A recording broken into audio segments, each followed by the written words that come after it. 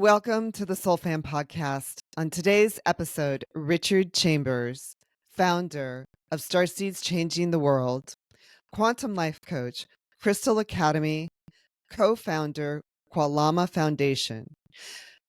Richard is committed to guiding souls, empowering change, and healing the earth. And Richard and I have a history together.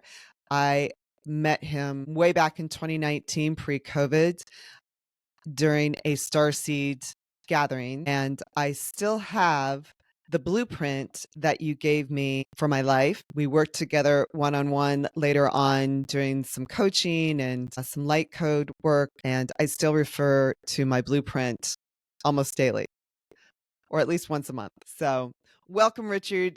Tell me what you've been up to. And I know there's some really powerful messages that are going to be shared today with our audience about the biodiversity of the earth, the Mamos, the sacred tribe of Colombia, and your own inspirations. First of all, thank you for having me, Diana. And it was good to have that trip down memory lane just to reflect on our first meeting together. In terms of what we've been up to, most recently, we have just launched a nonprofit organization called the Kualama Foundation. Kualama Foundation. So what does Kualama mean? Kualama means the filter between the spiritual and material world. So the foundation is here to support humanity with reconnecting with their spirit and the spirit of the earth. And our main focus has really been around the area of the Sierra Nevada, 137 mountains in Colombia, a coastal mountain range, where my beautiful sacred indigenous friends and family and tribes that we spend lots of time with lives. Those are 4 tribes, which are the Kogi, the Arawako, the Wiwa, and the Kwankamo tribes.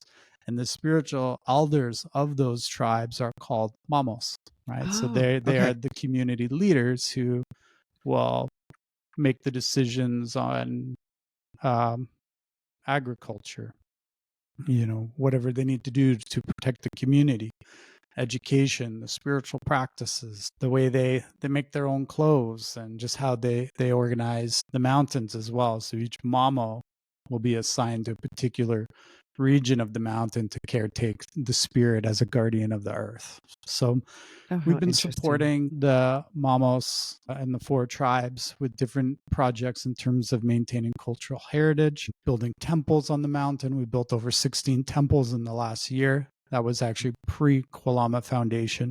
So that's kind of what sparked us to take the next step and create this foundation. Currently, today, we have a meeting. We have them out in New York and New Jersey right now. A few of the Mamos have flown out there to do some planetary healing and grid work for the area, as well as we have a live event that they'll be speaking about some of the changes with the earth and what our role with that is. So their role has been in terms of being a guardian of the spirit of earth. And that area of the Sierra Nevada holds 25% of the world's biodiversity, which is incredible. That's considered the heart of the Americas. They are the guardians of the spirit of the heart of the Americas. And because of that, that's why on this side of the world, we've kind of been through less things than on the other side of the world. That's true. Because the guardians of the heart have been able to maintain that. Now, that being said, there's a lot that's happening. Let's back up just a second and explain to the audience the sacredness of these tribes and that they were not infiltrated by the conquistadors. Therefore, not only are their traditions continuing, I assume in a somewhat pure fashion, but the biodiversity of the areas that they've settled in have also not been disturbed. Is that right? Yeah, correct. So when the Spanish started, coming into what was Tirona and then changing into Colombia eventually, the 4 tribes began to just go up the mountains, and they kept going higher and higher up the mountains until they went to a point where they felt the Spanish wouldn't come. So Hmm. they, for the last, few hundred years, they've been up there and they've been maintaining their original spiritual teachings and practices and just the way they live life. There have been like minor influences, in the way they press their sugar cane. They'll use a Mm. press now, but in terms Hmm. of, colonization and all of that just didn't happen for them.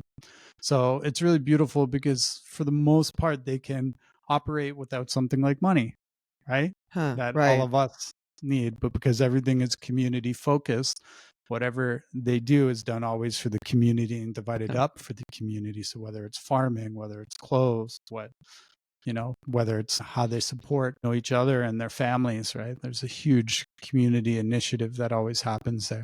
So Hmm. they say that they are the guardians of the way to live, the sacred memory of life. And they have been Hmm. holding this sacred memory of how to live and caretaking it and just making sure it's ready for this time that we're in now. Because many of us have actually forgotten how to live or forgotten that memory of sacred life. And being resourceful for ourselves and protecting the biodiversity of the land that's available to us and the water, um, and our own lives and animals, of course, too. Absolutely. There's a certain role of guardianship all of us are supposed to have, right? Hmm. For whatever area it is you live in. And I think sometimes we feel for these experiences, we need to go to Colombia or we need to go to Peru or to these other places in the world where it always starts where you live. How are Hmm. you caretaking the land where you live? Do you know where the sacred areas are, the sacred rocks, the trees? How many times have you gone to make sure the rivers are clean, and just how are we taking care of the area of the land that we're living in? Because we're all supposed to be stewards of that area. Just to mention to our audience, your wife was on the podcast a few months ago, Jessica Rosalie, and one of the beautiful things she did was talk about talking with the trees, talking with the elementals, and it was really well received by our audience. And how the two of you work together to help steward the earth as well as your own community is just a really lovely thing. Just so I have a high expectation to live up to now since Rosalie was on here. Right. Yeah. So I would think about it like this, right? When you walk outside, are the clouds sharing messages with you? Is the wind, are you hearing the messages in the wind? Are you seeing the messages in the water? Are you getting the messages from the rocks, right?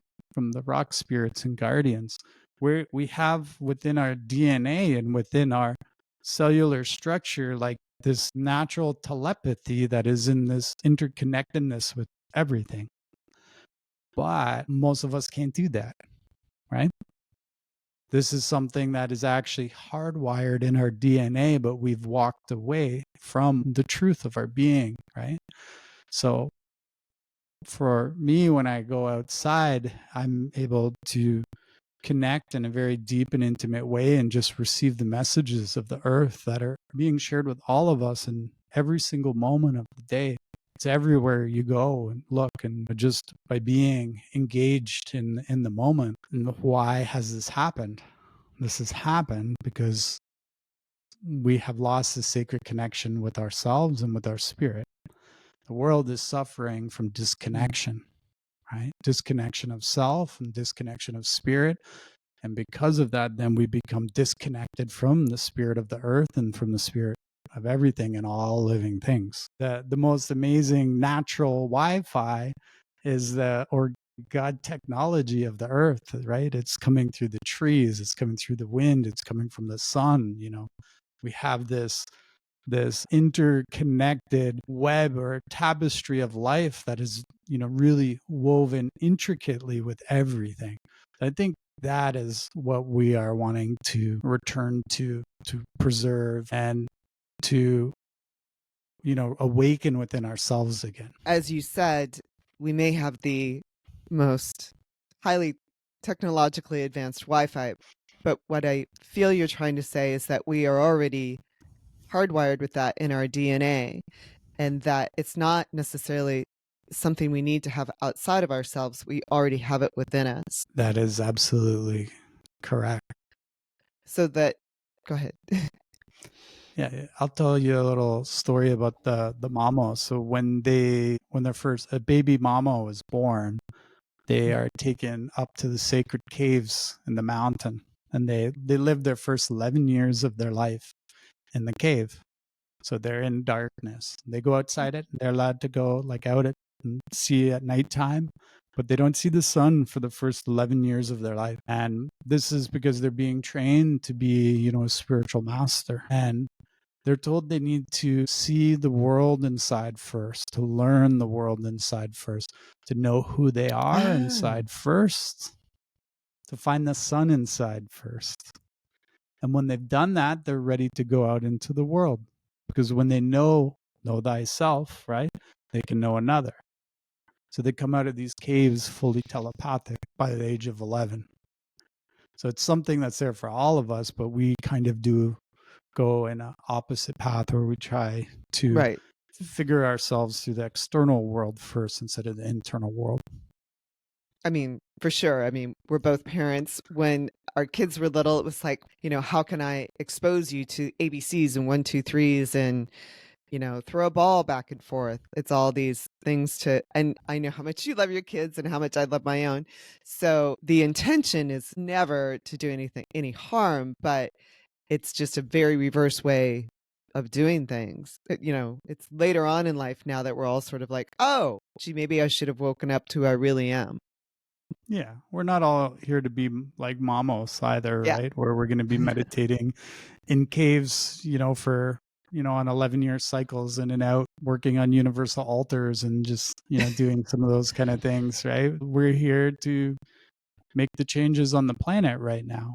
How do we make the positive changes on the planet when you're disconnected from the planet? Because then we're just creating more disconnection, right? Right. So that's actually one of the reasons I asked you to come on the podcast, because I felt like in 2025, incredibly that there's an incredible opportunity for us to reconnect with the earth, and that we as individuals have a responsibility to reconnect with the earth, not only for ourselves as individuals and for the planet, but that there's a universal reason to do it as well. And when I say universal, I mean within the galaxies and the cosmology of the world, of our universe. Excuse Yeah, planetary change has been ordered by the universe, right? The me. Hmm. planetary changes have been ordered by the universe. So there's changes that are happening on the planet. These changes are to restore order with humanity. All right. So there is not anything necessarily wrong with the planet. What the issue is with the consciousness of humanity. So Mm. it's the human spirit that is creating the need for these changes with the planet. So Mother Earth is now saying, okay, it's time.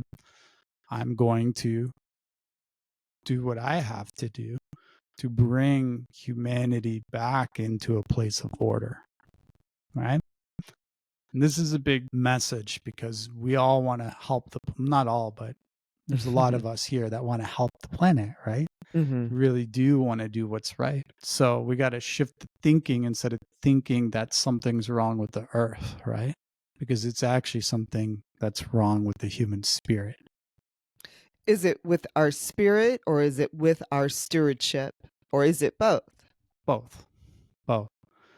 So I'll give you an example of fire, right? So fire represents, anger, greed, conflict, hatred, right? And just in California, look at the fires that happen there every year, right? So fire is a divine energy that comes in to regulate, Hmm. consciousness. It's a buffer between Mother Earth and between the consciousness of humanity. And because that fire energy of humanity is out of balance, it has to come in and try to regulate that like form of consciousness. So we see it as fires and droughts and war on the planet, right? And that is a reaction to what the human spirit is, right? So that being said, How do we fix our spirits? One is really, how do we fix our spirit is we have to start by simplifying our lives, Mm-hmm. not asking for everyone to put your house up for sale. That's not what we're saying. What we're saying is we have to look at the way that we live. We all know so much, we actually kind of know nothing in a way, right? Mm-hmm. We're Mm-hmm. becoming more and more advanced, but also knowing less and less and less. Right. We only know So, what we don't know, yeah. or we don't know what So we, something like that. we got to start by simplifying our life and doing our own healing, right? Bringing life back into a way that is manageable for our living. We're also making that time to, whether it's doing our shadow work, right? Like Mm-hmm. finding the balance between, our unhealed parts and our healed parts, and how we can love them all, and bring it back into the whole, so we can actually start to look at ourselves in an honest, like heartful and truthful way, and start to show up, in our lives that isn't clouded from a place of wounding and from a place of projecting these exterior wants and desires, and this insatiate and need for stuff that will just never, or wants that will never be filled. Like, in regards to this, I'll tell you a little story, because I receive different messages from the earth through my dreams as well. Oh. And after my last trip with some of the elders, from different lineages I was with, I came back to the area I live in, and I was, receiving these dreams from Mother Earth about the collective consciousness in the area. And it was about these desires, like just this hunger that could never be filled, no matter how much it Mm. eats, right? No, how much you give it, it just wants more and it wants more. And it was sharing with me that this is actually the collective consciousness of the human spirit in the area that I live in. So I and Rosalie, we went and we made spiritual payments to Mother Earth to restore balance to the collective consciousness and make payments for that imbalance, right? Hmm. So there's lots of ways we can start to restore order to this, but it starts with restoring order to ourselves. Because if we are really living in a way that's harmful to ourselves, how are we going to treat the planet? We're going to create harm for the planet as well. If we're living in a way where we can honor ourselves and nurture ourselves and take care of ourselves and understand how sacred we are as a being, and how we can see that sacredness within ourselves, we can see that sacredness in another person. We also Mm. see that same energy and experience within the earth, right? So it really like does come down to ourselves in the way that we have to restore that sacred relationship and Mhm. sacred connection. So with ourselves, with the planet, and with each other. But it starts with ourself, right? So when you went to make offerings, and this sounds similar to what Native Americans do as well sometimes, or Indian or Hindu cultures or Buddhist cultures, what, and I want to mention, do you live in Ottawa? I forget, actually, No, I'm in Canada, in in Canada. between um, Niagara Falls and Toronto, and Okay. just about 15 minutes outside of the Six Nations Reserve here. Oh, interesting. And so you're not far from New York either. So that sense of this endless hunger, this endless desire within the community consciousness or the collective consciousness in that area. And I live in LA, for heaven's sakes, I'm sure we have exactly the same kind of thing going on, probably far worse. But so what did you two do to sort of specifically, I understand that, but were there gifts that you did? Were there prayer? Was there ceremony that the two of you did? Yeah, we would hold a ceremony. Mm. I would get that direct like messaging from Mother Earth telling me what it is she needs, right? In terms to Mm. balance. What we're talking about is reciprocity and energy exchange. Okay. So the reciprocity, like, reciprocity is when there's an exchange of energy. If that exchange is equal, it creates a lighter energy. If that exchange is not equal, it creates a denser energy, right? And we kind of call that hucha, right? It creates this denser energy. So when we have an exchange, whether it's with two individuals or whether it's in the planet, if that energy exchange is clean, it's, both sides understand what the equal value is, then we're creating a lighter energy.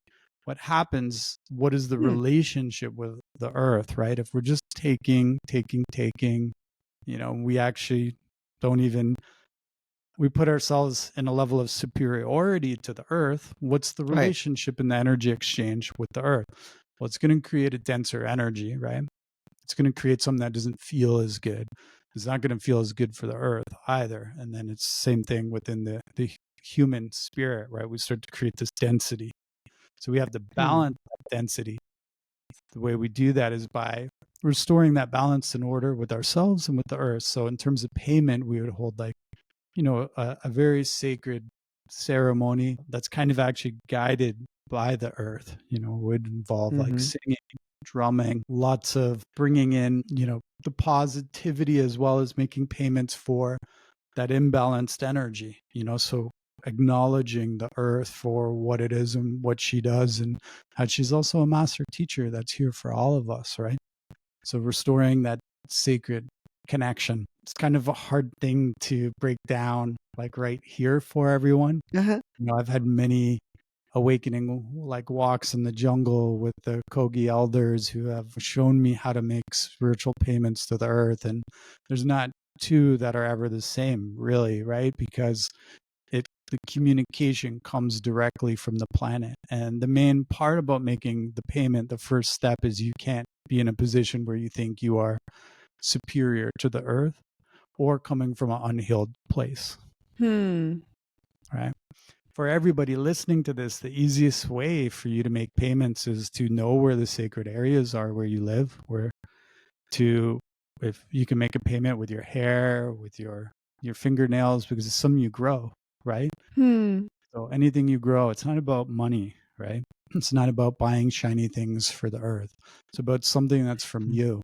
It's about really connecting with the earth and also singing to her, and because that helps to get rid of the ego as well, and then sharing your actual like love and working on your relationship, right? It's kind of like, if you think, how does a child do with when they don't think they need a mother, right? Probably not so good. They probably develop some bad habits. Right. They probably get into all kinds of trouble, and the mother's sitting there watching them going, what are these children doing, right? So how do we heal that relationship with mother? Because we're Hmm. all brothers and sisters of the Hmm. same earth, all of us, Right. you know? Interesting. So, for instance, I live outside of Los Angeles. I've lived on a couple of different properties where there were Native American tribes initially, and that was very apparent. And maybe not, it wasn't on the real estate listing, but when I checked into the history of the location, I'm like, oh, that's why they're here. And they're passing through or whatever's happening. Just an interesting experience to understand how important it is to honor the trees that are still on the property from when that tribe had been there as well. And I don't know that we always believe that we as humans can really make a difference in helping our relationship with Mother Earth. Yeah. So it starts with, just really being mindfully aware and present. I was walking around my house one day and one of my plants said to me, how come you don't talk to me? Like, okay. I Mhm. turned and I looked and I was like, oh no, how many times have I walked by this plant without saying hello? Right.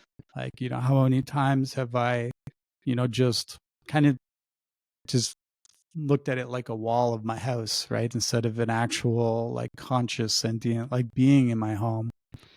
So now I have a practice where I make sure I like greet, all of my plants, and, I spend a little time with them each day. And it sounds like something very simple, but first take care of your home, right? Yeah. Take care of the trees on your property.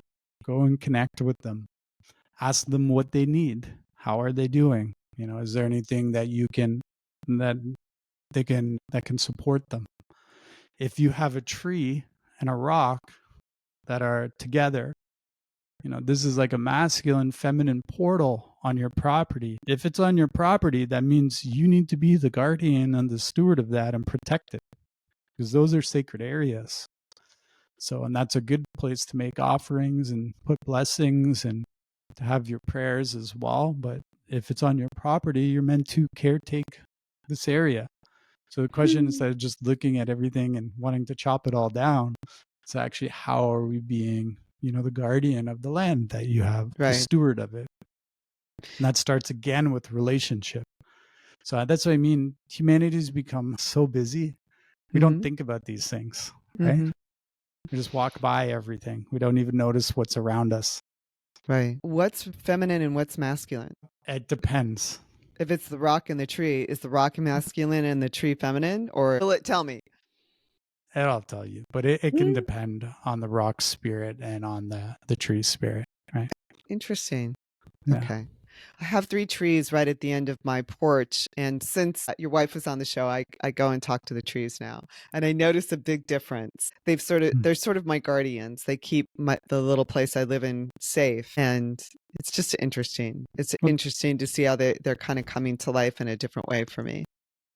absolutely. They want that And interconnectedness, and think how much they've seen too. They were there before you, right? right, They were there before the people who were there before, right? right, Like they've been most likely there quite a while. So yeah. to sit with to shamanically journey with that tree or the spirit of that tree, right? If they're open to it, yeah, always has to ask permission first. What they can share with you, what they could show you, what they could teach you, right? I have a certain tree that I go to do ancestral healing, right? Yeah. Yeah, and if there's certain things in my lineage that I need to do healing work for, I will always journey with a particular tree. And that tree helps me move through my own family tree, right? To do healing work. That's super cool. I'd never thought of something like that. And we talk a lot about ancestral trauma and clearing that on this show. So that's beautiful. I don't want to get too far away from you've got so much information, Richard. I've got to say, I mean, I've known you a long time and so I know how much you've grown in your practice and in your understanding. And you've shifted your whole life. I mean, when I met you, you were shifting your whole life. Now it's shifted even more in such beautiful, positive, magical sort of ways. That's the only word I can really put to it because you've really expanded your consciousness as well as your reach into different communities. And it's really interesting to see you bring something as which seems a little far out to go up in the mountains of Colombia and work with the Mamos and these different tribes to connect it back into your very local community. Yeah, I think like when you first met me, I was going through such a just galactivation. Like I was in Yes. such a powerful galactic like stage and just going through all of that parts of my DNA activation. And I understand why I needed to also go through that, because to be in a situation where I am communicating with these particular indigenous tribes from the Sierra Nevada Mhm. also requires a level of celestial stewardship and Mm. guardianship as well as earth guardianship, right? So it's interesting, like when I first met the Mamos, or how it all like kind of came to be, was I was meditating and I was sitting there asking my body, like, when was the last lifetime you were happy or you just thrived, where my body felt like it had everything it needed? And Mhm. I received it was back in my like tribal like roots in a tribal lifetime. Mhm. And I thought to myself, okay, well, I've been working on restoring my own tribal blueprints for a while, Mhm. because we've all moved away from our original like lands of our lineage, and that for the most part, it's happened all over the earth, every country, Mhm. every civilization. So is this something I could heal? I always thought I could. And then I received, there's someone on the planet that holds these. And if you can connect with them, right, they're going to it's going to be a healing experience for you, because we shared a common affinity in other lifetimes too. Huh. So I thought, all right, well, universe, if I'm meant to meet whoever this is on the planet, I'm open to that. And the next day, I received the email to sit in with Kogi elders. And I was thought to myself, I was like, all right, well, that's weird. I was just meditating on this yesterday, and I'm like, are these the ones? And they are. Like the Kogi are the ones that they're in the jungle. They live outside of society, right? They're just, they do their own things. They're in the spirit world mostly. Right. So they're incredible mystical beings. Like when you're following them in the jungle, if you look away, they're gone and they're on top of a 40-foot rock looking down on you at you all of a sudden, and you're just like, did they teleport? Like, how did they even do that? Right. So Huh. after this meeting I sat in, then I was reached out to, just saying that they wanted to talk to me because my spirit's been walking around the mountain for the last 3 years. Right.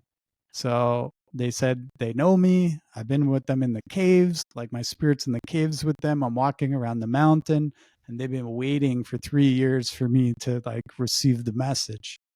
So that's kind of how I connected with them. And then after that, they had mentioned I would be going to Colombia and very soon, which I told them no, I wasn't. I wouldn't be able to do that for a couple of years. I actually said, because you go into your mind like, I got to do this, I got to Right. raise this amount of money, I got to take time off, my schedule. And I was like, there's no way this will happen this year or next year. And then they just kept reaching out to me and saying, hey, you're going to be here soon, and with a group of 15 people. And I Huh. thought, why would I go into the jungle where I've never been before for the first time with a group of 15 people? You know, and then people just started messaging me, hey, do you know how I can get a hold of the Kogi elders? I've That's had these crazy. Kogi elders in my dreams since I was a child. And I had 15 people all reach out to me in a very short span. And then that's it. We went. I was there about 3 months later, going to Wow. awakening walks and just spending time with the elders and starting to, really cultivate and build this relationship, because for them, one, their wisdom is just the forgotten wisdom. Yeah. Like I said, they hold the sacred memory of life and how to live, and most of us have forgotten that. Two, they have been in a level of stewardship for the earth. They call themselves elder brother, right? Because they remember what their roles here on the planet. Their story is that their creational story or origin story is that they were left here by the creators of the planet Mm-hmm. to be the guardians of the planet. They Mm-hmm. say the 4 tribes are the 4 table legs that hold up the universe. And then the Hmm. 5th tribe is all of us, right? And it's time for the 5 tribes to come back together.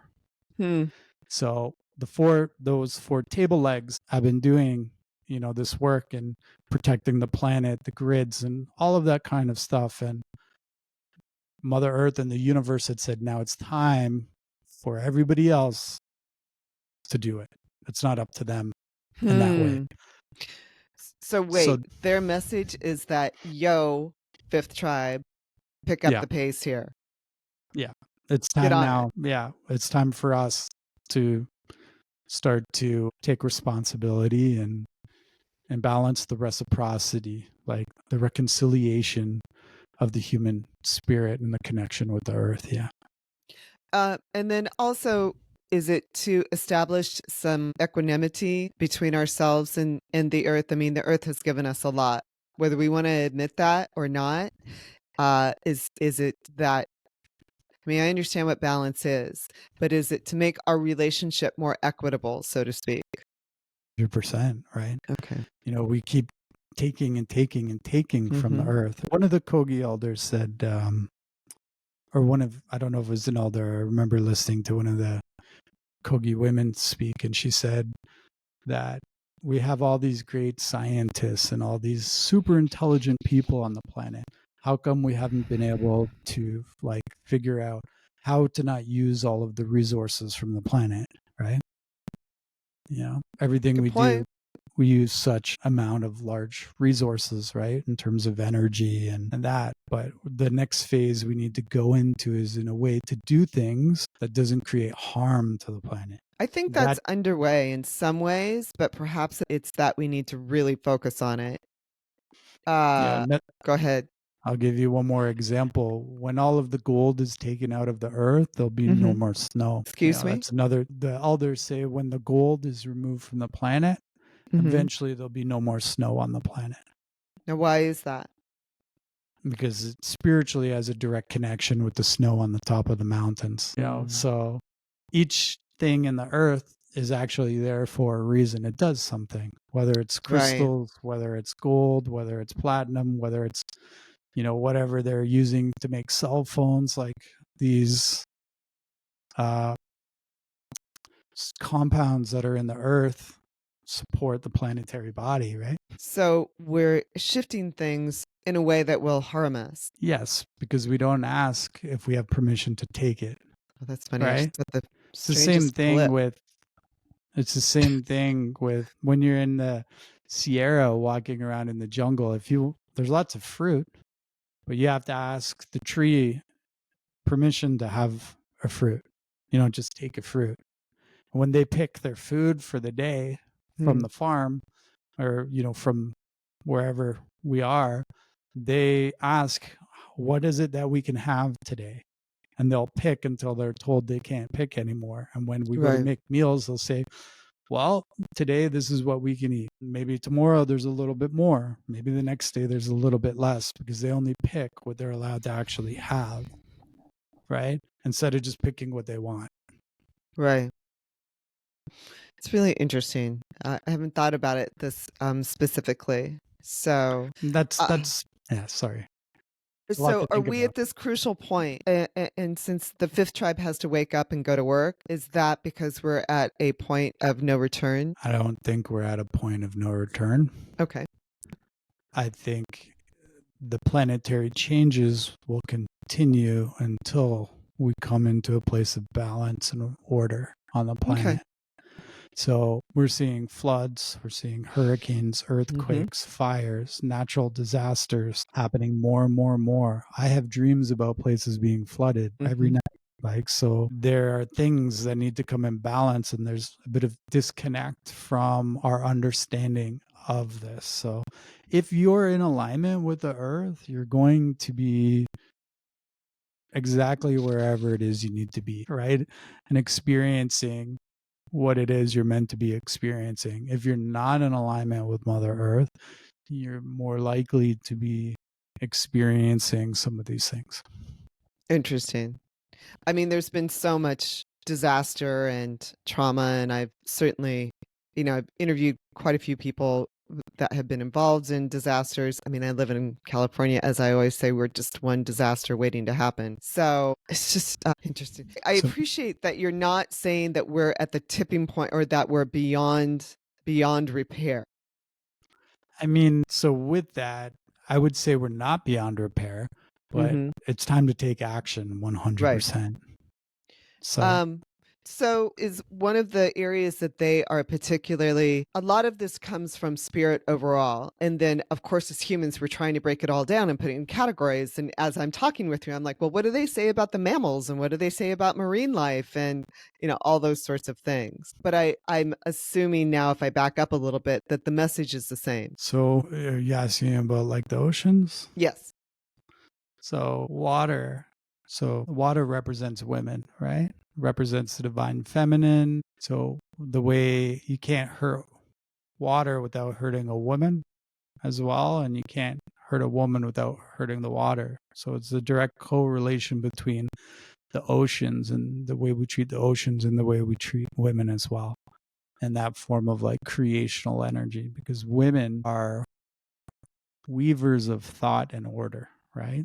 So that's why they say happy wife, happy life, right? Because they weave in the creational energy for that space, right? They weave things into thought and order. So women have a very important role on the planet, and so does the ocean, right?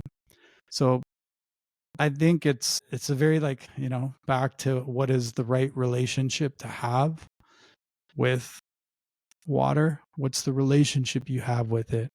What's the relationship you have with water in your home, whether it's with women or whether it's with the water in your glass or the rain outside. We're talking about foundational relationships, right? What's our relationship with fire?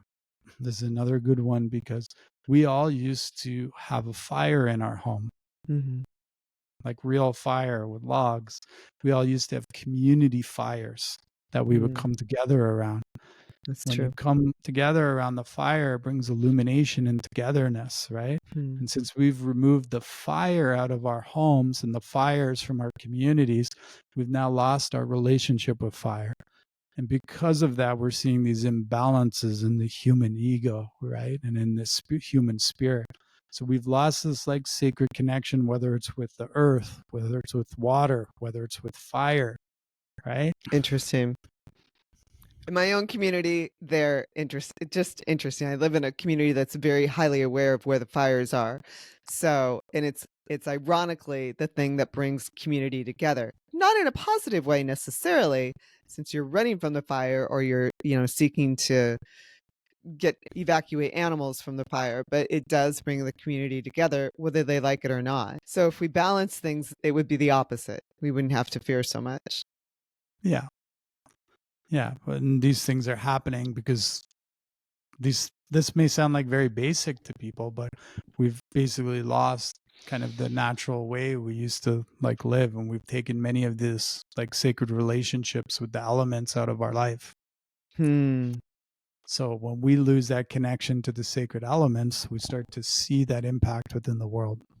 Right. It's fascinating. So I know you have a live event coming up really soon here, and there's so much to cover. I want to be sure we talk about your work in Colombia and sort of the sacredness of the work. There's a lot of us who are like, oh, I'm going to trip on down to Peru, or I'm going to hang out in, I don't know, Costa Rica and do an ayahuasca trip or whatever it might be and reconnect or get rid of all my stuff. But let's talk a little bit about really what you have to be in order to be prepared for a trip like this or an experience like this.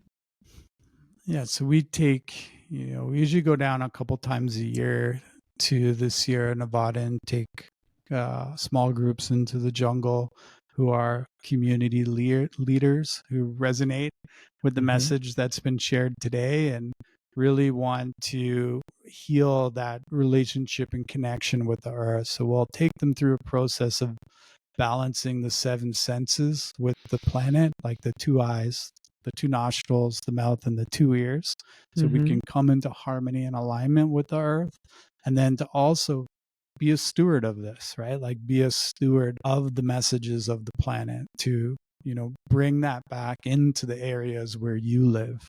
So we can start to see, a bigger global impact and change in this message being shared throughout the world. Now, it's a very interesting conversation. Eventually, I feel we're going to build another place where we bring people to, because I also have to be really mindful as the co-founder of the Kolama Foundation to be careful of the footprint within the mountains as well. And it's not about bringing lots of people down there for the awakening walks in the jungle that we go through, and we go into different areas that we may have never been in before. Like I'm going into the Kogi area in March, which is going to be a new area for me to go into.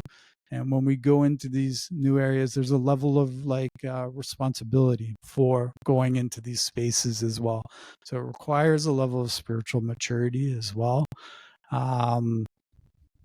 for that. So that being said, we are welcomed with open arms and invited in as family, as brothers and sisters. And it is one of the most sacred experiences that I have ever had the blessing and privilege to,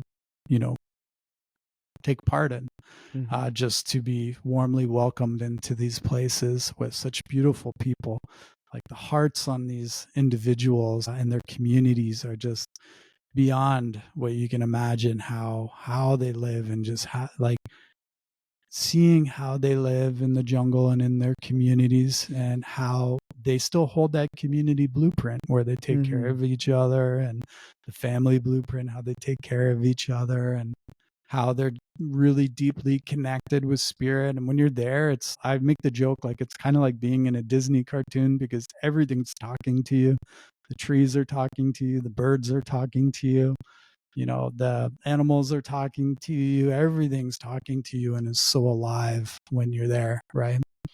So you get to bring that back with you too. And that's not something everybody is ready for, right? Yeah. And mindfully speaking, it almost defeats the purpose if the footprint is not mindful and considerate of not only the Kogis themselves or the community itself, but of the biodiversity in the land. Absolutely. And we also want people who are interested in supporting the Kualama Foundation that want to help get this message out and help with some of the bigger projects. There's many different things we're working on. Right now, we have the elders are in New Jersey making payments there. The reason why they're there is because there's certain things in the grids there they're working on. We just had them out in Mount Shasta. Right, we have a small group that the elders had voted on, able to travel, right, for these like projects. So we were out in Mount Shasta not too long ago with a meeting of different indigenous lineages, like the Carol from Peru, the Queen of the Haida from BC, the Hopi were also there, Corn Maiden from the Hopi. It was a very sacred meeting for that area as well in California. And then after that, we went and made payments to Mount Shasta. We went down to the San Andreas Fault in San Francisco to make payments there as well. So that costs money, right? Right. They have the wisdom and the knowledge and how to do this.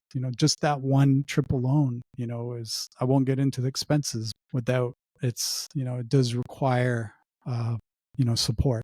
It's interesting that they're in New Jersey, by the way, with all of the interplanetary drones or UAPs that have been showing up in this last week.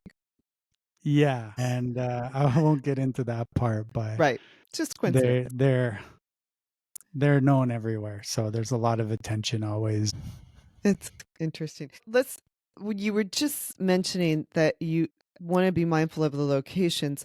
Are you establishing another location? I mean, the truth is you can do this. I mean, the locations that you're choosing to do the payments, you can't necessarily, those are very specific, but is it possible to create someplace or a vortex that sort of does everything in the same place? Am I making sense? So we will be looking at some point getting a piece of land and building the appropriate temples Right. on that land for this and bringing people there where we can do it a little more often. The trips down to the Sierra Nevada are really important for, select groups that kind of share that same vision, right?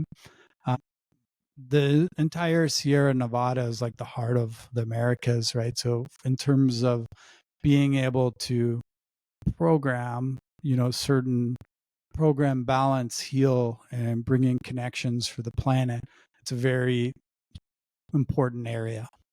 And it should Each remain each sacred. mountain represents like a different place on the planet, right? So when you work within different mountains, there's the mountains that are on the earth are very important. So anywhere where there's mountains are usually, a pretty significant place that hold the level of planetary, I guess, grid working Right. It has a capabilities. specific role.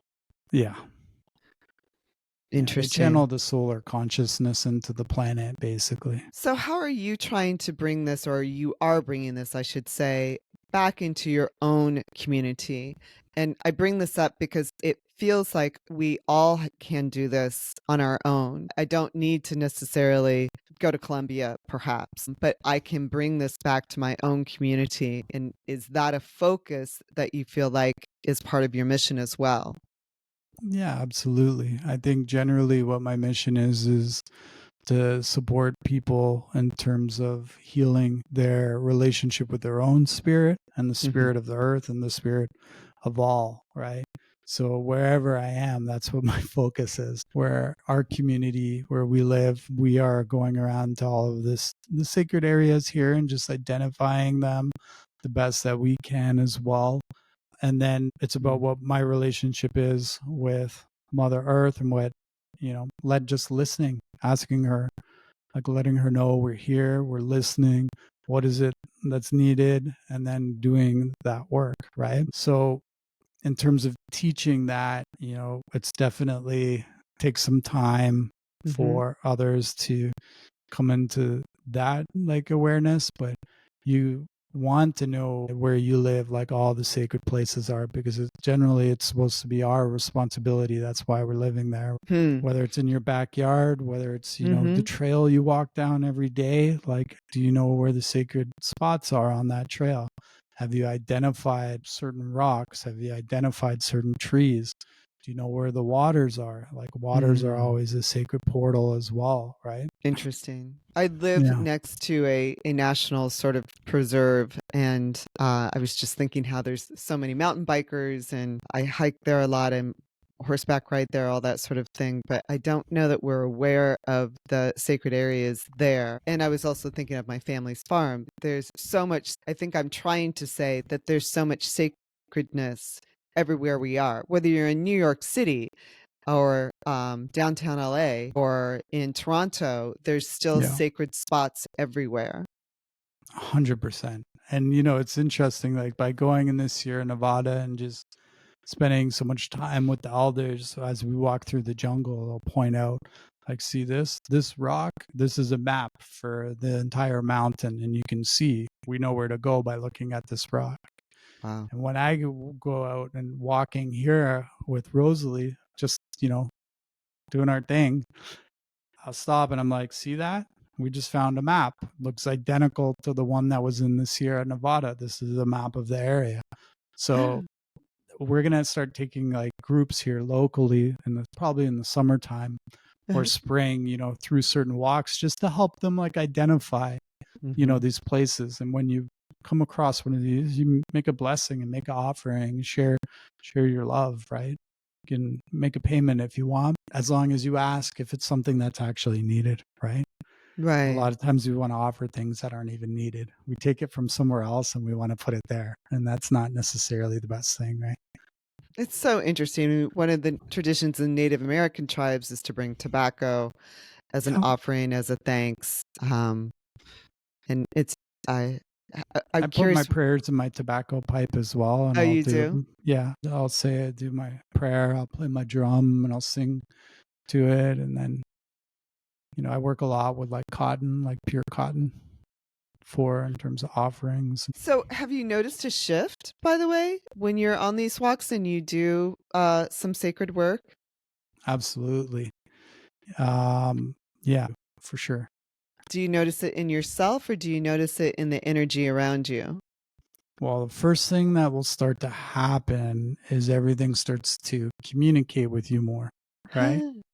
Because it's like like I said, it's all sacred connection, sacred relationship, and right relationship. So when you start to come into right relationship with something, it starts to come like into right relationship with you.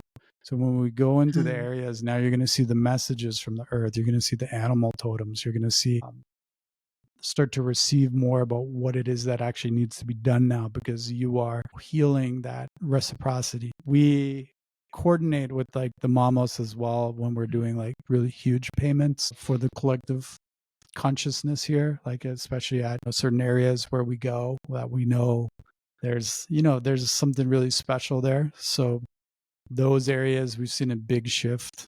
100%. Yeah. Is there anything we can do, Richard, in our own homes or in our own sort of personal space to honor ourselves and to honor the space that we're in, whether we're aware of if it's sacred or not? Make it sacred? I don't know. So I'll teach you something that this is just something that I started doing, and I learned this from my plants actually. But I built myself like a communication, um, a communication station for to connect with Mother Earth, right? Mm-hmm. So if you have like a small indoor tree Mm-hmm. and you want to set up a couple decent size like rocks or crystals beside it, and you ask the tree which crystal or rock is supposed to go there for communication, then that when you can't always get outside and stuff, you can have, you start to have that earth energy calibrate to your home by connecting with this. So I have a spot in my house as an example, which is like for a blessing and altar, or also for communication, whether I want to communicate with Mother Earth or in the mountains in the Sierra Nevada and some of the alders, right? So that's something I've done, and I found it really powerful because it helps to mitigate a lot of like the EMF energies within the Mm-hmm. home when you start Mm-hmm. to really bring this like natural, organic energy into the house, right? And I think that's one of the things all of us kind of suffer from, whether we're, doing a podcast like this on technology, or, Mm-hmm. we're on Zoom all day, or whatever it may Mm-hmm. be. You need to have like life in your home. So how do you bring that life in your home as well? And that sacred connection. So I build like a sacred kind of like portal for connecting with Mother Earth, which is trees and rocks. And then I usually work on establishing that relationship, by spending some time with it each day, meditating. Mm-hmm. And it's the same thing like when I'm walking around in the jungle on the Sierra Nevada. One of the elders showed me this one rock, and he was like, "Do you see this rock?" And I was like, "Yeah, I see the rock." And he's like, "This is how I call you. This is what every time we want to talk to you, this is what we call you on." So they communicate with me through this one rock on the mountain. And they're like, Huh. "We're preparing in case the phones go down. You need to be Mm-hmm. prepared. If the phones go down, if the power goes out, how are we still going to communicate with you, Richard?" And when I got back, I started to build this, communication kind of natural station in my home so I can also communicate with them. Because telepathically, you can communicate with them. Yeah. And I think what I was also trying to get at, that's really interesting. I'm going to get a treat today. Also felt like if you're honoring the tree, the crystal, the rocks that you have in this sort of sacred spot in your home, that's also honoring the earth. Is that right? Yep.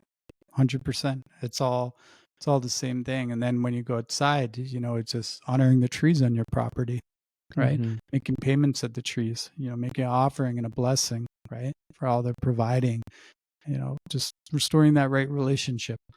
But in terms, if you look at like, I call it like cellular telepathy too, right? You start to activate this like cellular telepathy between your body and between, the plants, right? So you want to understand nature, you got to understand yourself too, because we're made of nature. Our bodies are made of all the elements, right? So if we understand our bodies are naturally interfaced and can communicate with plants. So you have that relationship with your body, you should be able to communicate with them. It's always really powerful to have certain plant teachers that are supporting you on this journey as well. And you mean to connect with those plants that they can help guide us Yeah. Yeah. Yeah. if we're listening. That's beautiful. I know you have to go to a live event here shortly, and I feel like we're just getting into the good part of this interview. But share with us what our mission is. What our mission is? Yeah, if there's a message for us as the fifth tribe, what Hmm. is our mission? Our mission is to organize our consciousness and to restore order with it. The second part is to really understand what reciprocity is and energy exchange, and how to balance that and create, one that isn't, bringing harm into the world or harm to each other or to ourselves. Simplifying our lives. Everyone's lives are way too complicated. We have way too much stuff going on that we can't be fully present, Mm-hmm. in our lives. And if we honestly just do that, we're going to start to really see what's happening on the planet. So I think as humanity now, our mission is to really hear, because she's talking to us, and she's been talking to us every day, all day long. And most people can't even hear her, you know, if we did, we wouldn't be doing a lot of the things that we have been doing. So I think that's what our mission is to really heal ourselves so we can come into a place of sacred relationship with the earth and each other again. You know, we all have such beautiful hearts, for the most part. There's so much love on the planet. We've just kind of walked away from what actually like really feels like good for ourselves in a way of living. So it's about, just starting to make those small changes in our life and how we can let go of the things that really aren't serving us. If your life is chaotic, you got to let some things go. That was what I've done over the last like few years. I call it, it's like being in the cave, right? I was like, what am I attached to? All right, I'm going to let that go. How does that feel? That feels uncomfortable. Well, if it feels uncomfortable, good, let it go. What's the worst that happen is you can pick it up again. But if you Right. don't try letting it go, then it can consume you or it can cloud your vision, right? It can cloud your awareness. So start letting things go, start creating more space in your life. When you create more space, guess what? You're making more room for now, more of the things that are in balance and in alignment and harmony and actually what's truthful to you, So we've kind of walked away a little bit from our truth. Most people are living somebody else's truth because that's what they think they're supposed to be doing. And are they happy? Right? I think that's the number one cause of suffering, is not living our own truth. Right. I would agree with that. Living a lie of any sort turns out to be pretty uncomfortable. Because we have to, or because someone told us that's what we need to, or to be, this thing. Well, it's time to reset that. And it's time for us to, evolve spiritually on the planet and to, really return to our origins. And be in our true truth. Make that journey down from the mind and into the heart. Yes, this is something we are talking about a lot on this podcast. And I, in fact, am focusing a course on soon about the importance of communicating from the heart and listening really from the heart. And you've been to the heart. You've been to the heart of the planet. Think how many of us can't even listen, right? But we're waking up. We're in this moment of waking up. So that should enable us to help listen further and more deeply. And it's never too late, no matter where you are, right? It just starts by simplifying your life always. Start simplifying, let things go, create less chaos in your life.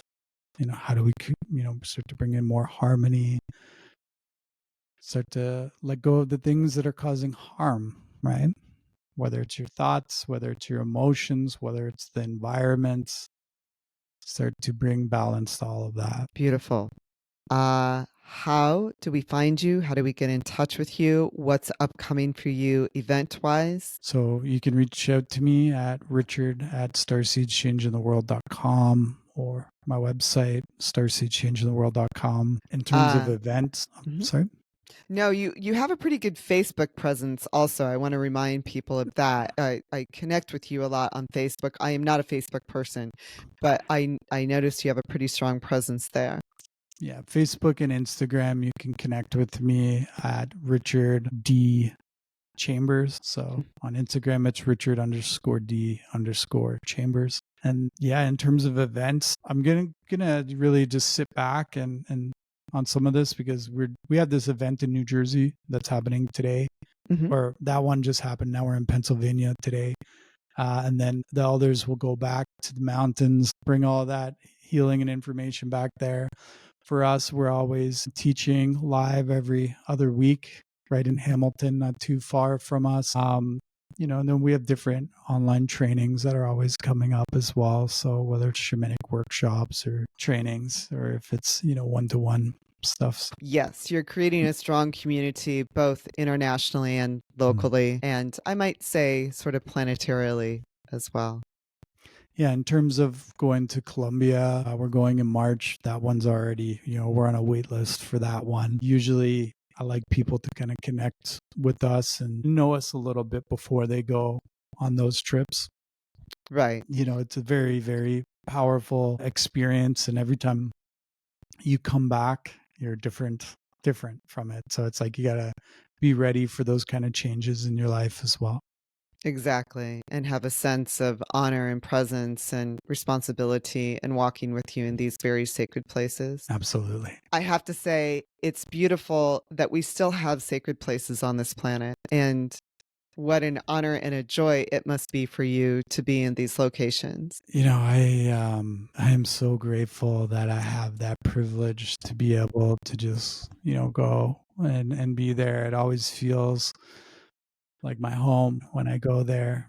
And I think we've all, had many lifetimes in the mountains and in the temples, and then we kind of came down from the mountains and the temples, and to be all over the world. All of us are wakening up right now, remembering those experiences and bringing that back.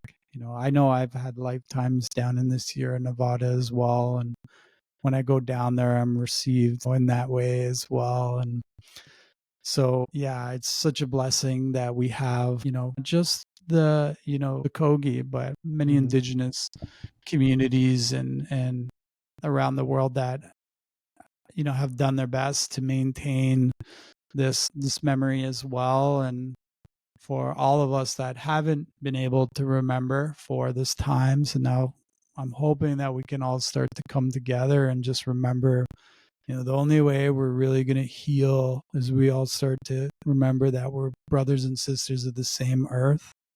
That's the place we all start to heal and come together from. Amen.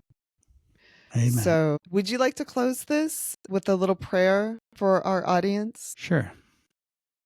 Just encouraging everyone to close your eyes and to take a deep breath in. With each breath, just coming down from the mind and into the heart. And as we connect into the sacred heart, just really, being grateful to the spirit of the land where I am, to the spirit of the land where you are, wherever that is in the world, just saying thank you for the sacred connection and for holding such wonderful space for our conversation today. And just, inviting that all of this can be received within the heart with love and awakening codes in a way that is, supportive for each one. And may this start to restore the sacred memory of life within your own life. And may you find the gentle ways to serve yourself and to serve the greater life for all of us here.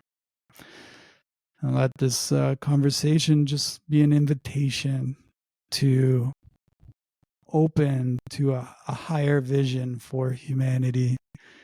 As I know and you know, and all of the ancient wisdom keepers know, that it's time for us to dream, to dream humanity coming into unity consciousness and to remember this sacred dream. We're all creators, and when we start to come together aligned in all of the ways that unite us instead of the ways that divide, is when the powerful changes on the planet start to occur. So this is an invitation for each one that listens to this to dream and to rediscover your sacred way, to find your sacred way again. Aho. It's beautiful. That's beautiful. It's very powerful. All right. Well, thank you so much, Richard. And I hope you'll join us again. Yes. Thank you, Diana, for having me.